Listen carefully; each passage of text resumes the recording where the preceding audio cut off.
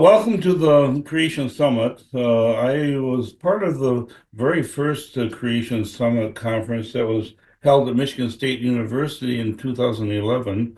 And that was kind of an interesting time because apparently some of the professors on campus got wind of what we were doing and they spread the rumor that the whole conference was canceled. And so we probably didn't have the participants that we would have liked at that conference, but we had several good presenters at that conference, and I'm happy to be part of this one online. We do a TV show in Lansing, Michigan, and also in Grand Rapids called Revolution Against Evolution. We're on public access cable channels in 5 different cities, and Lansing, Jackson, Hastings, and Grand Rapids. And so we are just trying to spread the word of God's creation. You know, we're sort of like the Wayne's World of creationism. So I have a PowerPoint presentation I'm going to start here in a second. And so let me see here. Okay, this is my presentation. My presentation is called Don't Let Your Geology Mess Up Your Theology. Now, our TV show deals with all kinds of different subjects. Geology is just one of them, but this is a title of my latest book. And this is a little bit of who we are and what we do.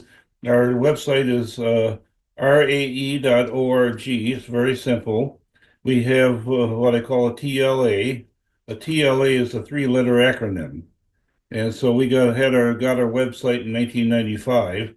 And so it was a little bit early in the whole internet domain names. And so we happened to get the little one. And so it's kind of a nice little honor that we've been able to have that website. We answer the tough questions concerning science and the Bible. And I want to tell you little bit about how I got into the creation evolution issue. First off, my background was I started out as the chemistry major, and I had investigated the whole Miller-Urey experiment, which purports to have created the building blocks of life in the test tube. And so I investigated this in high school and college, and this was back in 1967, and I tried to create life in the test tube. And in 1977, after I graduated from college, I published an article in the Creation Research Society Quarterly, which was all the different kinds of things I found when I was doing my chemistry experiments. And this is something that Dr. James Tour is going to talk about today at the end of things. So I'm not going to take much of his thunder. But my first, our publication was called Interdependence in Macromolecule Synthesis, Evidence for Design. Now, if I were to publish this today, I would use a lot simpler words. I would say zapping amino acids creates a lot of brown sticky goo. And so what I had found was that I had, to my availability, 4 different amino acids that were part laboratory created amino acids that I could use in my experiments. I had the simple amino acids, alanine and glycine, and also tryptophan and tyrosine. And these, the experiments that I did on these were in solution in water. I added a electrical spark that went um, into this vessel that had these amino acids in it. With alanine and glycine, it did nothing to them. But tryptophan and tyrosine, I got some. It started all to turn brown while I was doing all this electrical spark. I had a 50,000 volt neon sign transformer that created the spark. And I thought I was getting something with the brown solution that was appearing in in the test tube. Well, what I found was that I was really creating I was destroying the side chains on the amino acids. And so what it really did was show me that not only the tryptophan and tyrosine were those complex amino acids ended up being something that could not wasn't really produced by the Miller-Urey experiment. It my experiment was destroying these amino acids, and it was not getting me anywhere near life.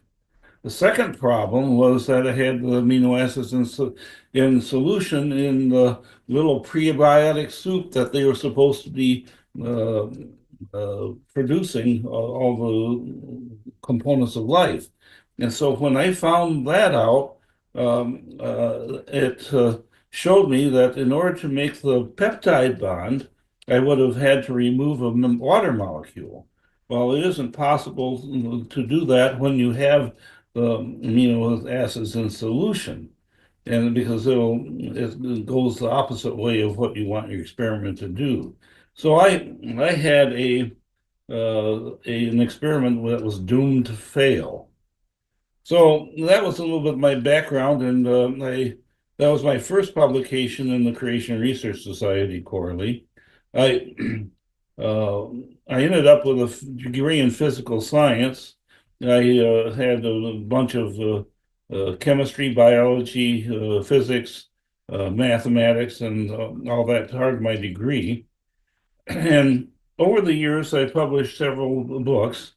My first book was called Revolution Against Evolution. It was first published in 1986, and the second edition was in 1993, and now it's in its fifth edition.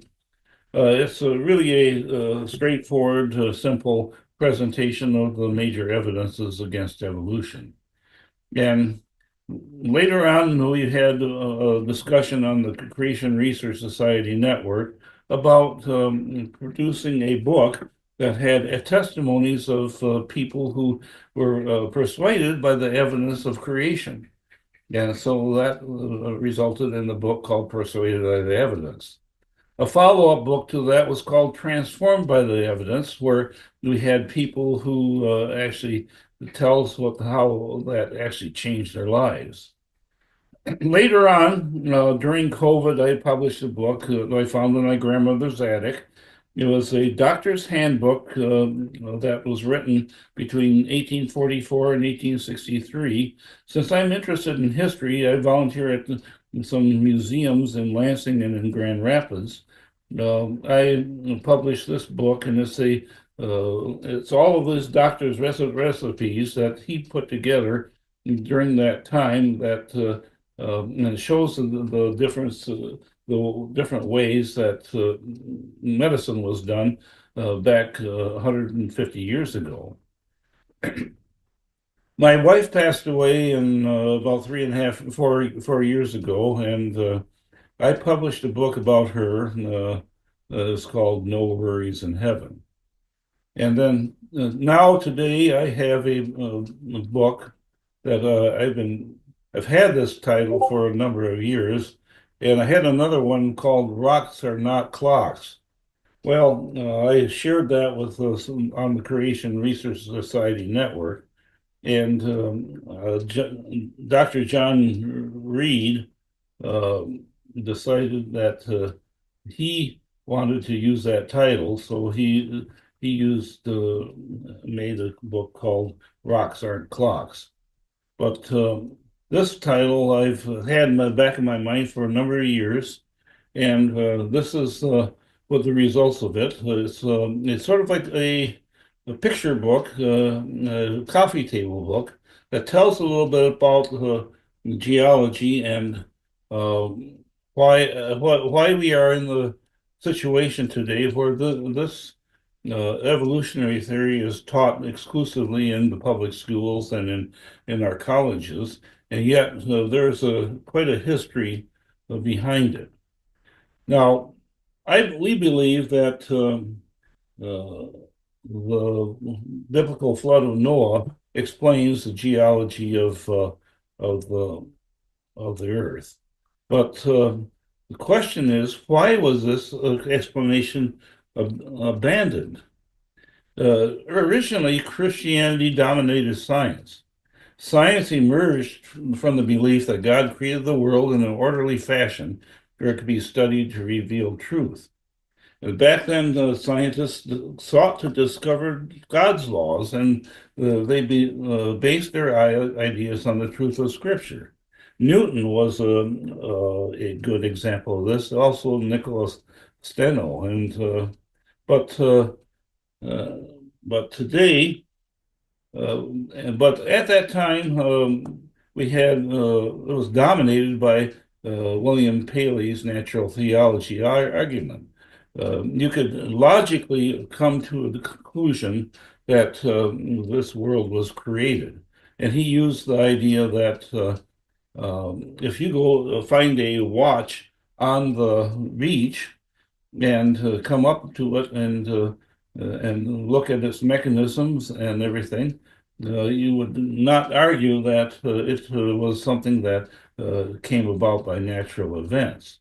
And so, actually, Charles Darwin studied this back in the early 1800s. And so he originally, Darwin admired what Paley had to talk about, but later on, his life changed as a result of a number of different things.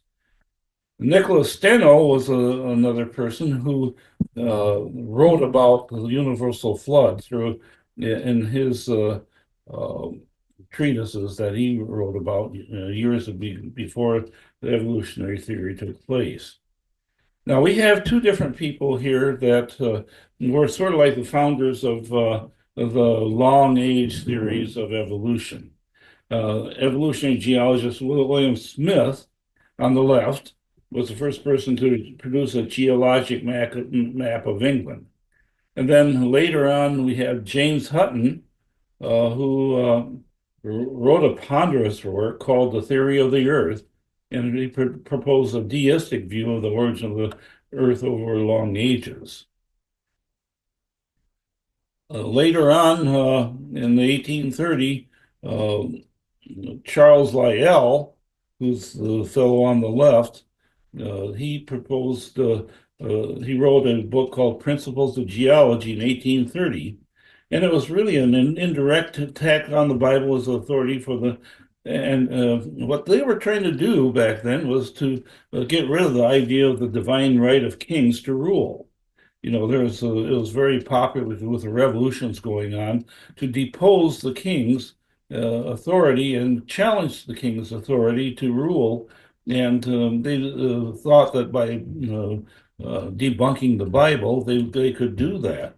Well, really, uh, divine right of kings is really not a biblical concept. In fact, when the Israelites decided that they wanted a king, God allowed it, but he wasn't very happy with it. And so uh, Charles Darwin, the fellow on the right, uh, he read Lyell's work on his Beagle voyage, and he caused him to question the Bible and come up with the theory of evolution. And so this has dominated our thinking over many years, and it started with these fellows who came up with the idea that the geological time scale represents long ages over millions of years. Sedimentary rock uh, uh, covers the continents. It's about an average of a mile and a half of sedimentary rock. And there's a difference between philosophical naturalism. It demands that things the buildup of rocks took place over millions of years. Catastrophic stratigraphy predicts rapid deposition, and over a year-long series of uh, catastrophe, which is known as flood. And so what the evolutionary geologists have done is that they have different layers of rock with time periods uh, buried of the fossils buried in the rocks, and they correlate the progression of evolution over millions of years. Now, the only problem is that you don't find this out in the rocks. You find it only in textbooks. And so, and this is built by correlation. Because we cannot find sedimentary rocks representing all of Earth time neatly in one convenient area, we must piece together rock sequence from locality to locality. This process of tying one rock sequence in one place to another in some other place is called correlation. The end product of correlation is a mental abstraction called the geologic column. And so this is what is expected to be found if you go out into the geologic world. But what you find different, it's a little bit different. And I'm going to show some examples of where the geologic layers do not fit this particular geological time scale. Now, I talk about a concept that was introduced by Charles Lyell called uniformitarianism. It means that the present is the key to the past. So the type of things that you're having occur in the geologic history of the Earth, what you see now is the way that you should expect it to have happened in the past. So really what they have done is ruled out the biblical Noah's flood as a possible explanation. And what I'm going to do is to bring that back into the world view and take a look at it and see if that actually is a better explanation. I call the uniformitarianism uninformed-itarianism. Now, here's an example of what I talk about in geological and scientific endeavors. This particular restaurant, if you go into the parking lot of this restaurant and the complex behind it, and just do a geological study and dig up the rocks and maybe bore a hole into the pavement and into the rocks below, are you going to be able to find out what the picture of what this looked like 120 years ago? Now, I can tell you what it looked like 120 years ago because this is my great-great-grandmother. This is my great-grandfather and his half-brother, and this was the house that they built on that particular property. And so this is the difference between historical geology, actually having historic records written down, and the empirical science where you go out and dig in the rocks and do an experiment and figure out what it looks like, because you have it's the difference between empirical science and forensic science. Forensics, you take a look at the evidence and piece together what might have happened, and make up a story about what had happened based upon what you find in the present.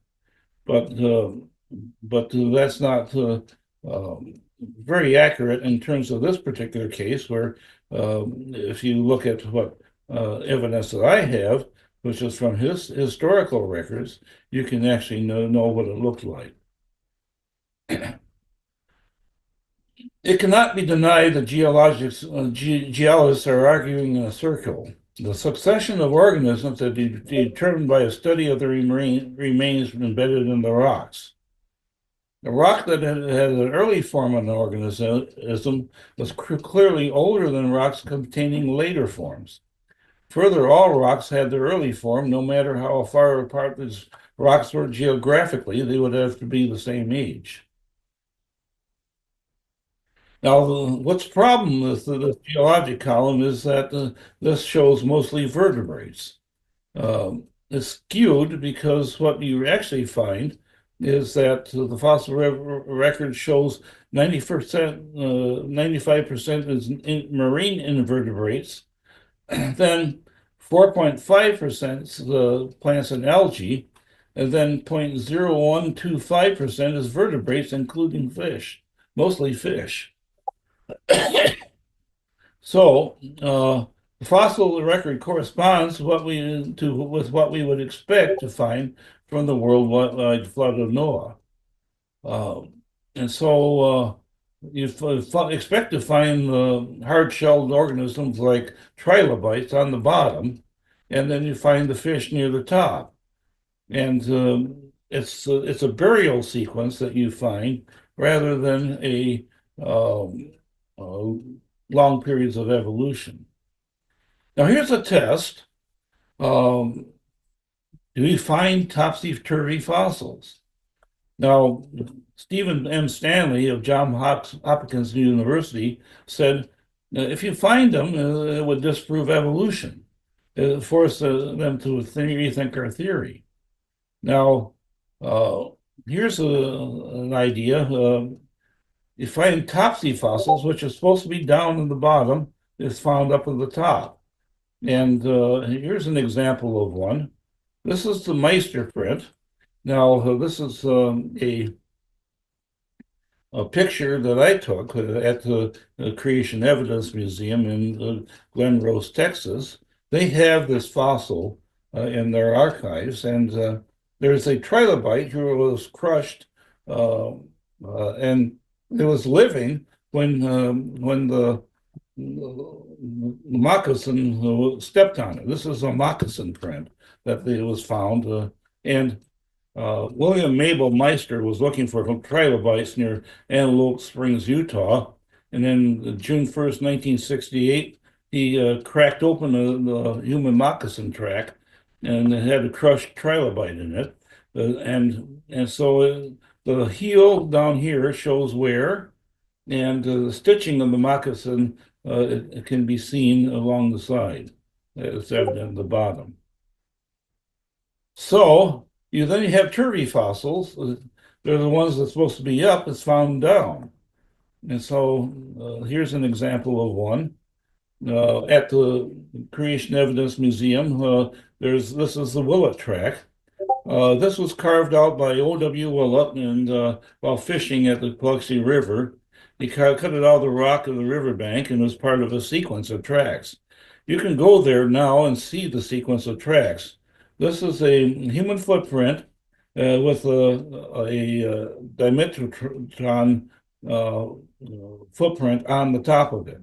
Now, this is one of those flying reptiles, but this is it's got a hallux spur on the end, and so this shows that humans and the dinosaurs were together. This is another track that you find at the Creation Evidence Museum. The Delk track, you have a human footprint that the dinosaur stepped into. Now, there's a couple of ways to interpret this.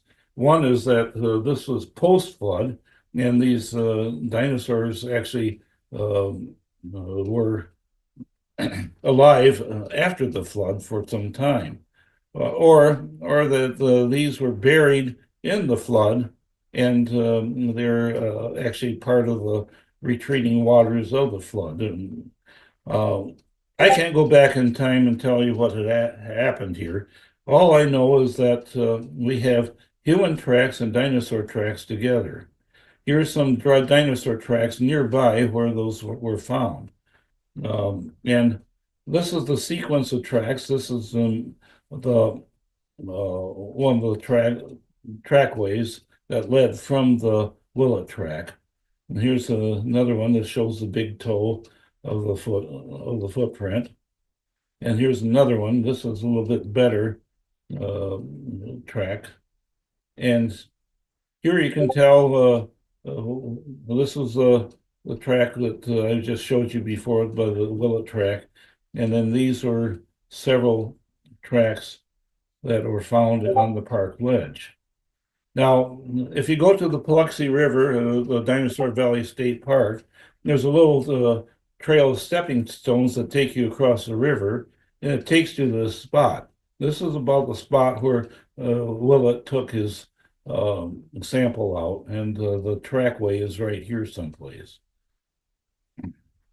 Now, this is Carl Baugh. He tells us that the Delp track was found up on this riverbank, but it was likely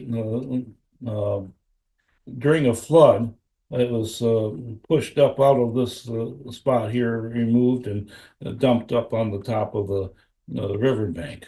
This is a side uh, creek that was near the Paluxy River.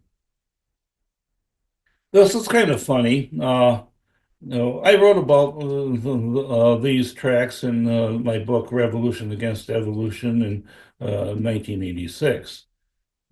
And my brother-in-law drew this little cartoon in the book with showing the tracks made by a dinosaur. It's kind of a little parody of it. And so I found it interesting that one of the signs in the park acknowledges that they find these tracks, but they say that these were deliberate fakes.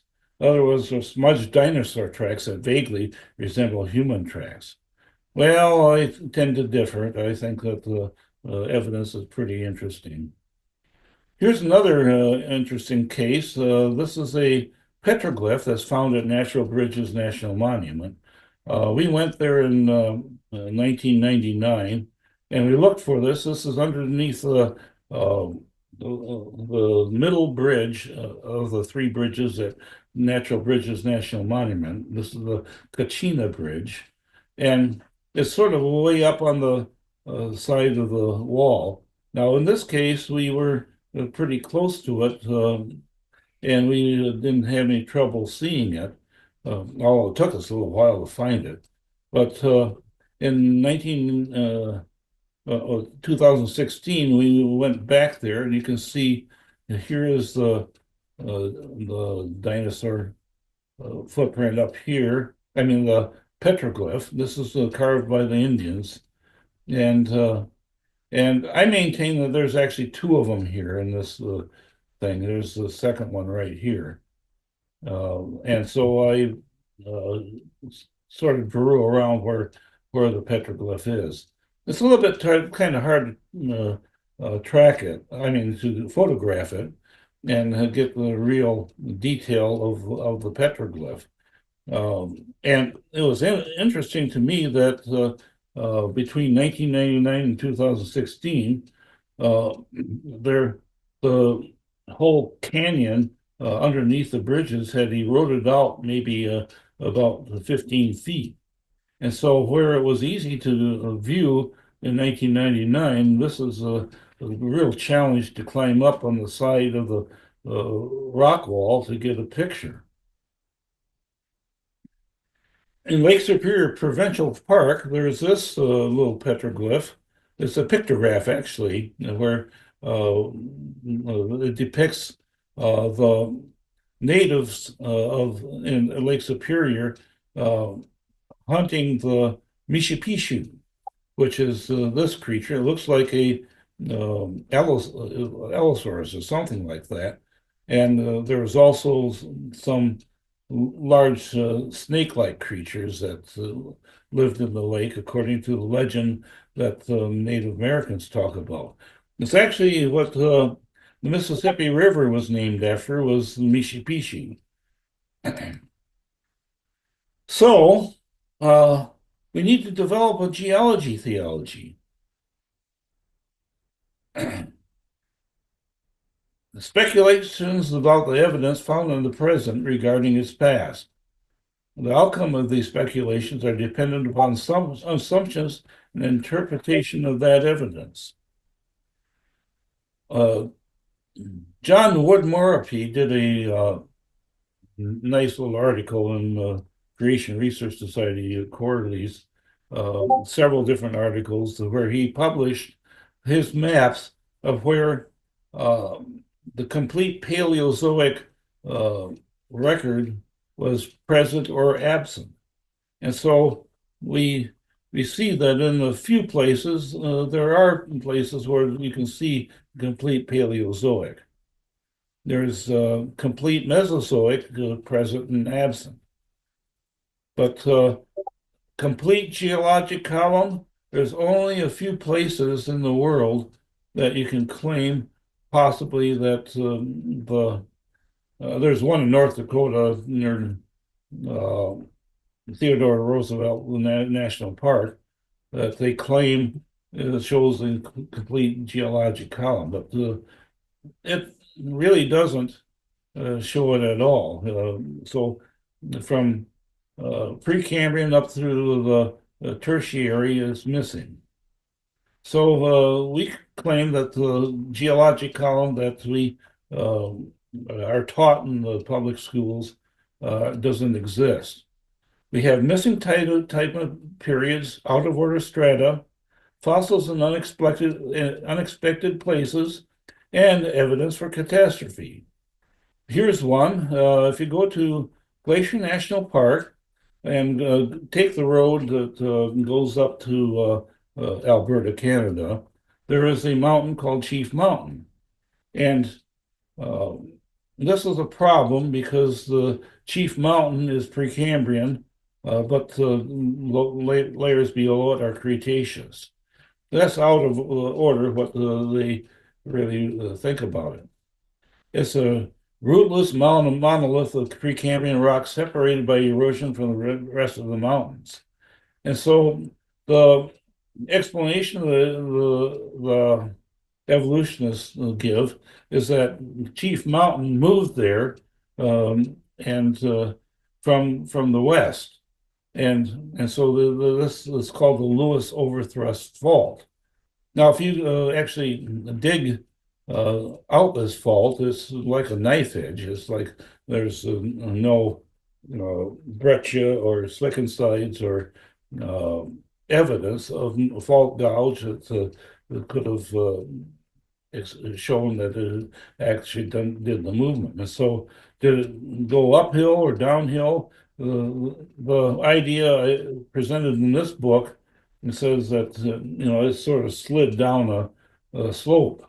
Well, the problem is that you have a 350-mile wide, 50-mile, 350 miles by 50 miles section of mountains that you're trying to move, and these trillions of tons of rock just don't tend to move anywhere unless there's really some kind of upheaval. And you'd expect to find a lot of messy layers of rock in between. And so this is the Chief Mountain uh, sequence here. So the top layer is Precambrian, bottom layer is Cretaceous. How did it get here? It's a mystery to evolutionists, and their explanation is pretty tough. And you notice this section here, is thin in comparison with what kind of force would have forced it over 50 miles? It would have been kind of a interesting geologic event that would have done that. I want to show you also here, we visited Mendenhall Glacier in Juneau, Alaska in 2011. And the day that we visited was the day after a glacial outburst flood took place. It's called a Jökulhlaup. This is an Icelandic term for the glacial outburst flood. And this was the very first time that it happened at this particular glacier. You can see that underneath here, there's all this water pouring out from underneath the glacier. There is actually a lake that was built up behind the glacier called, and then there was a cliff here where the glacier went over a cliff into this lake, and then the lake water gradually built up, and then it tunneled under the rock and came out the bottom here. And so what happened was that the lake rose 6 feet, and you have all of these icebergs created by uh, this lake. Now, earlier this year, I went back there, and you can see that the glacier has actually retreated quite a bit, and so it's a little bit different from what you expect. It's you have a lot of retreating of the glaciers. Now, the glaciers retreat go back and forth.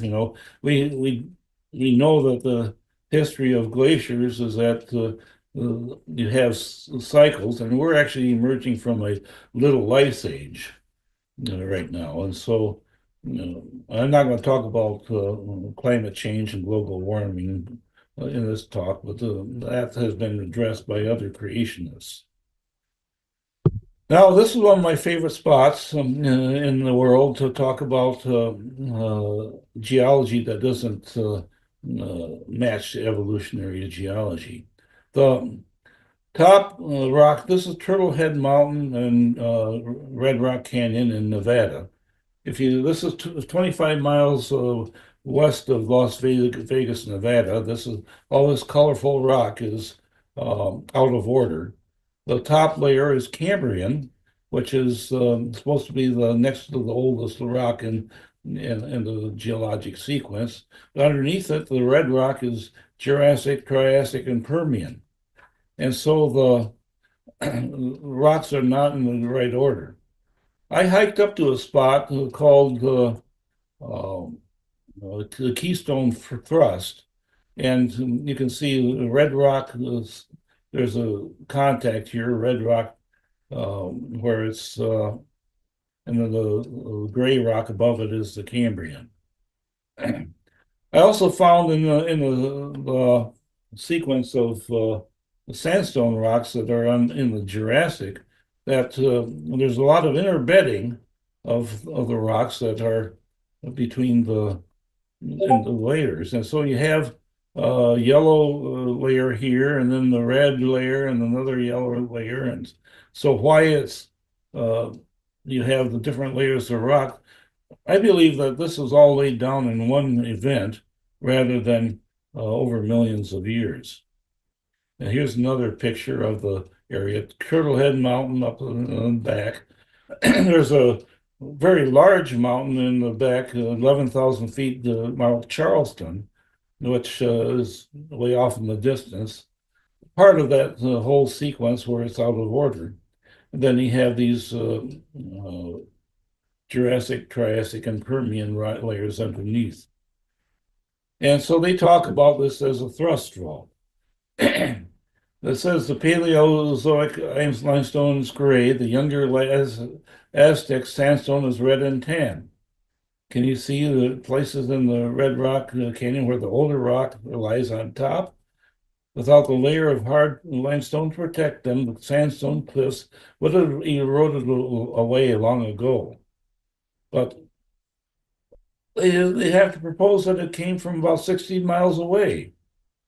And then they say they make up a story. 15 to 20 million years ago, geologic conditions in the southwest U.S. Changed once again. Instead of colliding, the two plates now begin to bump alongside each other laterally. As they did, pressure holding up the mountains eased, and once continuous North American Andes were dissected into numerous smaller parallel ranges that one geologist quipped looked like an army of giant caterpillars marching north from Mexico. Called basin and range extension, this event exposed long buried rock layers and subjected to the rapid erosion into cliffs and peaks, creating the modern red rock landscape.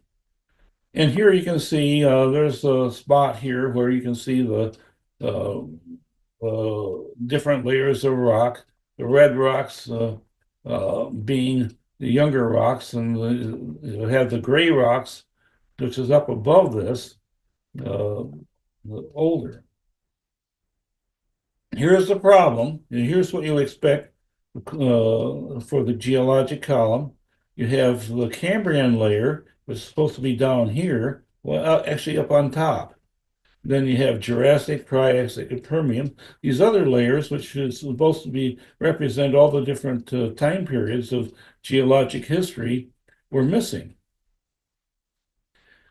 Now, when you go to a Red Rock Canyon, you can take this scenic route, which is, sort of winds around here, and there's a spot where you can go up to this White Rock Canyon Trail, mountain road, and park here at the Keystone Thrust trailhead.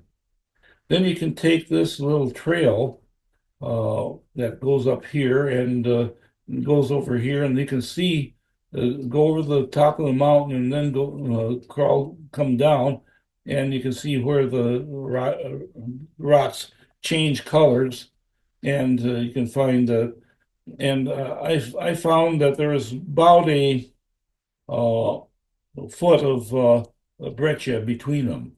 So maybe there was a little bit of movement, but I can't justify 60 miles overthrust. Now, the problem is that here's Red Rock Canyon west of Las Vegas, in the Valley of Fire State Park, which is to the north and east of Las Vegas, is the Valley of Fire State Park. And curiously enough, the rock sequence in Valley of Fire is the same as what you find in Red Rock Canyon. And here you see again the Keystone Thrust, where you have the layers showing up a little bit, the older rock on top of the younger rock. Valley of Fire State Park, you have you go come in from the U.S. Interstate 15. There's a nice little bumpy road that takes you into the state park, and you come up to this spot here where you can see the Muddy Mountains. These are the Cambrian rocks in the Valley of Fire State Park. But you can, as you go down the hill, you will see uh, that the rocks change color, and you have the Jurassic, Triassic, Permian rocks underneath it.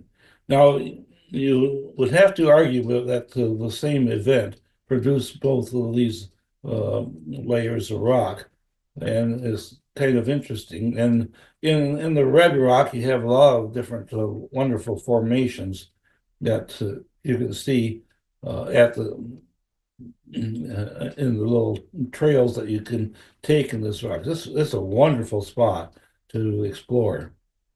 And this little this arch I call the Eye of the Eagle Arch. And I'd like to have you guess in your mind how high this arch is. And I sort of get a lot of different answers. Maybe it's 10 feet, maybe it's 50 feet, and it's actually 10 inches tall. This gives you a little bit better view of it. I took this picture just recently, but it's the same arch, but it just shows you that if you don't have the proper perspective, you really can get some different results based upon what your point of view is. This is what you find at the visitor center at the state park, the Muddy Mountain Thrust. The mountains across the valley are evidence of major movement of the Earth's crust. During the Paleozoic era, an oceanic plate slid eastward beneath the western edge of North America along the coast of California. Resulting of compression in western North America caused thin slabs of gray Paleozoic rock to be shoved many miles eastward over the young red rocks. And it says here, the Muddy Mountains thrust fault shown here in cross section reveals the reaction of local geologic deposits, powerful pressure placed on the edge of the continent hundreds of miles to the west. Geologists now know this thrust is a continuation of the Keystone thrust espoused in the Red Rock Canyon area west of Las Vegas. So they correlate these two different parts as being part of the same event. There's only a problem with that. Here's another picture of the Muddy Mountains and then the red rocks of the Jurassic, Triassic, Permian. The only problem with this is that these are separated by about 75 miles. And so this is supposed to be actually come from about 60 miles from the west. And so you're talking about 150-mile overthrust where uh, older rocks were pushed over on top of younger rocks, supposedly. And then there's a kind of a curious problem over here, just over here in the middle, there's a mountain called Frenchman Mountain. And Frenchman Mountain has a whole different geology than that. You have uh, you have the entire uh, geology of the Grand Canyon tipped on its side. So it exposes the Tapete sandstone, uh, the Precambrian granite and schist uh, down here at the bottom. So the Precambrian to the Triassic is all exposed here. So it looks like a major upheaval. Even uh, east of this Frenchman Mountain is a volcano that was split in half. So uh, I think that a uh, biblical model based upon the Noah's flood, doing this rapidly with the movement of continents, and we have a couple of models like the catastrophic plate tectonics and the and the hydroplate model to explaining how the continents would have moved, and you would have had all kinds of upheaval that happened during the flood because the whole entire surface of the earth was split and had release of fountains of the deep. Now, many theories fit the biblical model. There's quite a number of it. We don't have all the answers. We can't go back in time and verify it. We can only guess based upon the evidence that we find in the present. We can't experiment on it. We can't interpret the past based upon present processes. So, but if we have historical records from those who were there to testify, which is the biblical record, it trumps forensic science. Here's a few models that are proposed: catastrophic plate tectonics, vertical tectonics, the hydroplate model, collapse tectonics, and another one proposed by John Woodmorphy, tectonic associated biological provinces. And there's some additional factors. What was the firmament? We had in the past, suppose there was a canopy around the Earth that protected the life on the Earth. I think there's still some merit to think about that, but it's not the source of the flood. Was there an asteroid or meteorite impact that caused it? We don't know. The post-flood ice age, that's something proposed by Michael Ord. It explains ice age formations. We have the mid-Atlantic ridge and cracks in the ocean floor, which you can see here. This is the Pacific Ocean. There's all these cracks that you see through the Pacific Ocean. And then here's the mid-Atlantic ridge, where we believe that that's where the continents moved from. And this pushed the continents to form the flood. Here's another example of outdoors strata. You go to the Great Smoky Mountains, and these pink areas are windows. They're sort of the opposite of the mountain that you find that's out of order. This is the surrounding mountains are older than the valley that's below it. And so, and then you have this shows you a little bit of the geology of Smoky Mountains. I find this curious. You look in on Google Earth over the state of Nebraska, you find all these ripple marks, huge ripple marks that form the Nebraska sandhills. And this shows a little bit about the bedrock geology of Michigan. Uh, and uh, the geologist that works for ICR really has a good explanation for this. And I often say rocks are not clocks. Well, here's one. In Michigan, we have Aquioc Falls, and it's actually falls that go over Petoskey Stone. Petoskey Stone is a rock that's found here in Michigan, and we have the pictured rocks in the Upper Peninsula. This is Cambrian rocks with the recent rocks on the top of it. A whole bunch of strata missing. In my hometown of Grand Ledge, there's you can see all this cross bedding in the Grand Ledge sandstone that and this shows rapid burial of sand. Similar thing in the Checkerboard Mesa in Zion National Park. You can see that. So let me see. I may be running out of time here. We have Joggins Fossil Cliffs. This is 18,000 feet of layers of rock that you have piled up on top of each other, and you find polystrate fossils in these rocks. I went there in 2007 with Ian Juby. And you can see here, here's some fossil trees that extended up between the sandstone.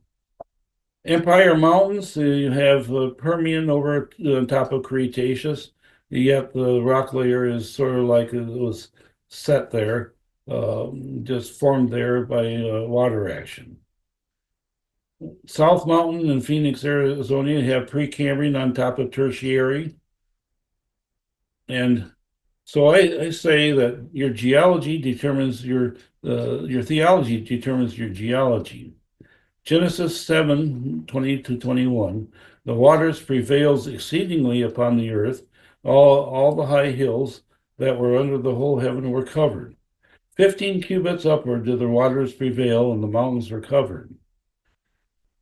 Psalm 104, 5 through 9. Who laid the foundations of the earth that will not be removed forever? Thou coverest with the deep as a garment. The waters stood above the mountains. At thy rebuke they fled.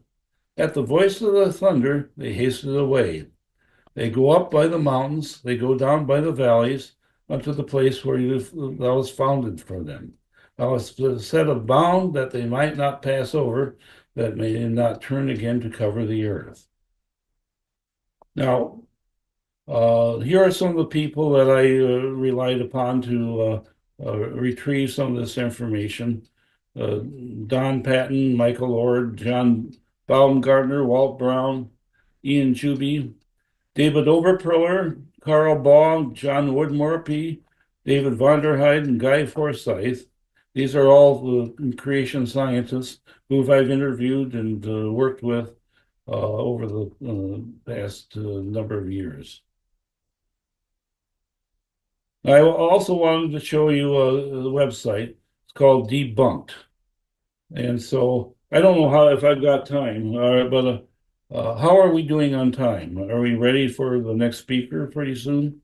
You got 3 minutes there, Doug. Okay, well, that might be just good enough time to do a little debunked video. Okay.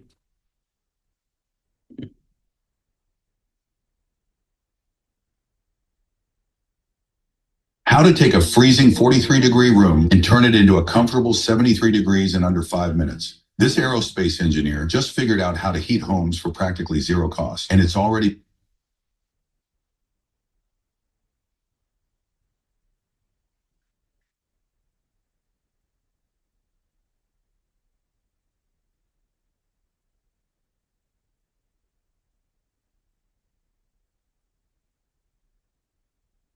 Let's get this going here.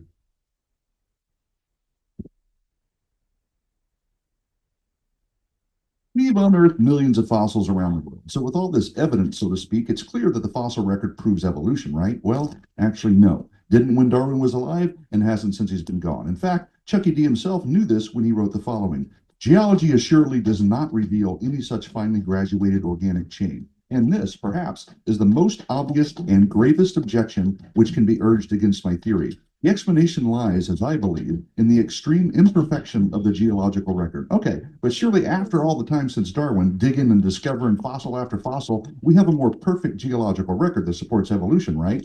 Not even close, bud. Listen to how two renowned evolutionary biologists summarize the truth. Instead of finding the slow, smooth, and progressive changes, they saw in the fossil record rapid bursts of change, new species appearing seemingly out of nowhere and then remaining unchanged for millions of years, patterns hauntingly reminiscent of creation. The fossil record doesn't show gradual change, and every paleontologist has known that ever since Cuvier, or however you pronounce that. Okay, I could go on, but there's always going to be opposing views because on both sides of the debate, the same evidence is interpreted through different worldviews. You got to remember that, people. Facts don't say anything. People say things based on their interpretation of facts influenced by their worldview. But that's a whole other subject, and I don't want to get into it right now. Instead, hey, let's have a little fun and take a look at some popular secular articles and charts on the fossil record and see if we can learn to separate facts from interpretation of facts by asking a few simple questions. Question 1. Did the artiste take any artistic license with what I'm looking at here? Check this out because this happens all the time. Look, isn't that sweet? So cute and fluffy. Okay, why do you think the artist made these creatures appear more human-like by throwing in an affectionate smile and depicting them hanging out like a human family going to a picnic or something? Why did he draw them walking upright? Why make the shapes and colors of their eyes more human than ape? Is any of it based on actual fossil evidence? Of course not. But if you want the story of evolution to appear more convincing, you just might fill in missing gaps with your presuppositional imagination. Just saying. Question 2. Is the attention-grabbing headline or title supported by actual facts? For instance, take a look at this popular book called Why Evolution is True. We don't even have to go any further than the jacket on this one, because on it you got a dino evolving into a bird in 3 simple steps. There you go. But then on the inside, this is written, and I kid you not. The jacket depicts a chronological sequence of fossils showing the evolution of birds. We do not know whether the actual line of descent included, now wait for it, the first 3. Say what now? Doesn't that mean these 3 shouldn't be on the cover then?